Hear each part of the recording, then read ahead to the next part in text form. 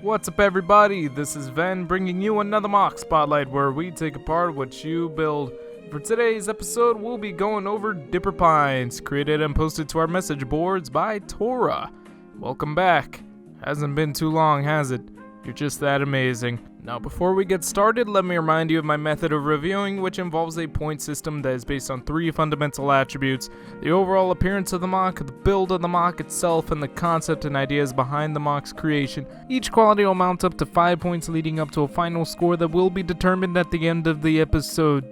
Tongue twister. And please remember that this is all based on my opinion, so let's get this started. Alright, so this is a funny looking little guy. Were it not for these bulbous eyeballs, then this MOC would Okay, no. Nothing about this MOC looks exactly normal.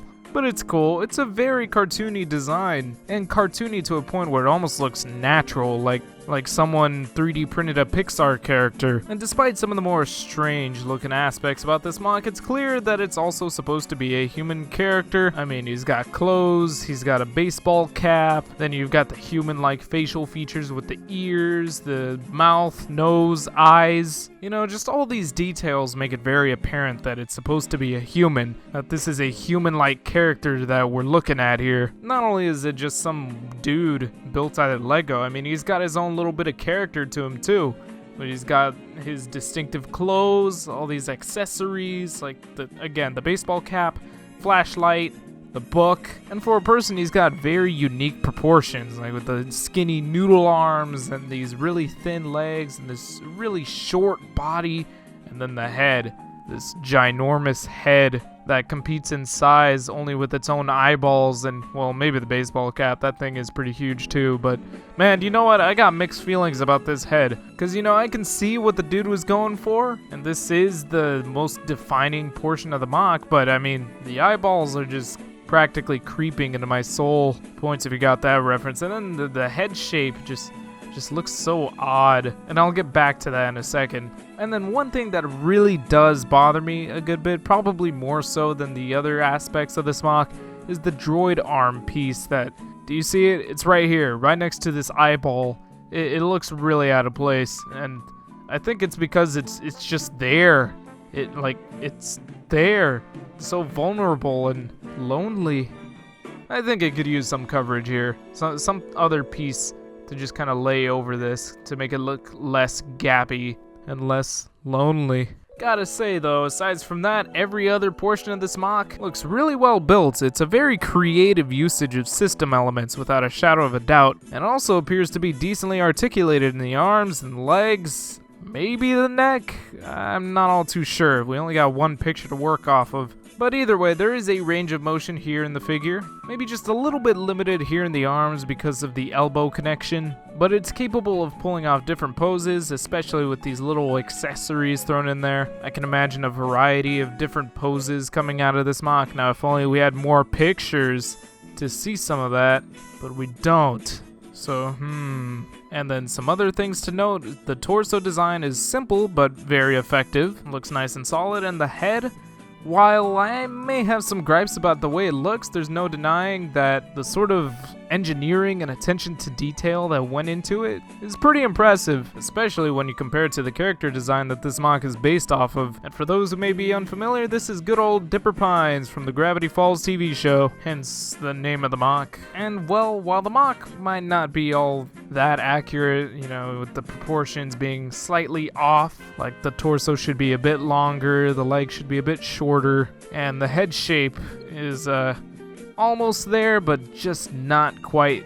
You know, it might have helped if the hat was placed a little bit lower on the head, because, I mean, looking at it again, kind of looks like it's just floating right above his head, not really sitting on it, as if he was actually wearing it, you know? But the all-around likeness is there, the colors are pretty on point, and it still looks like a cartoon character, which is something I gotta give it regardless of how accurate it is to the actual Dipper doo-doo.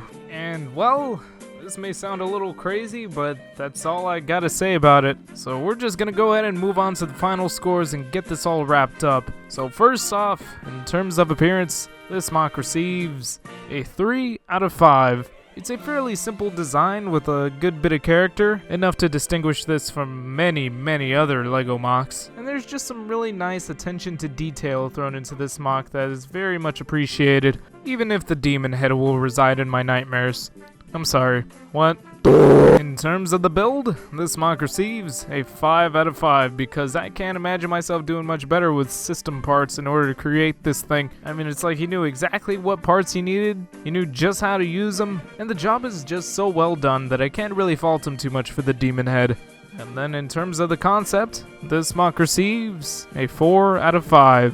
It's clear what this MOC is supposed to be, especially when you compare the MOC side by side with the source material. Then you can see a good bit of inaccuracies that kind of bring this down a bit, but at the very least, you know, at first glance, I already knew what I was looking at, so hey, that concept is well grasped. Now, we have built up to our final score, which all amounts to a 12 out of 15. You did a great job again, Tora. Welcome back to the MOC Spotlight. Congrats for making it on here a second time in such a short amount of time. And congrats for being possibly the first fully system MOC that we have on here. I mean, there's like 1 or 2 parts on this MOC that might not be considered system to some, but I don't care. I mean, at the core, this is a system MOC.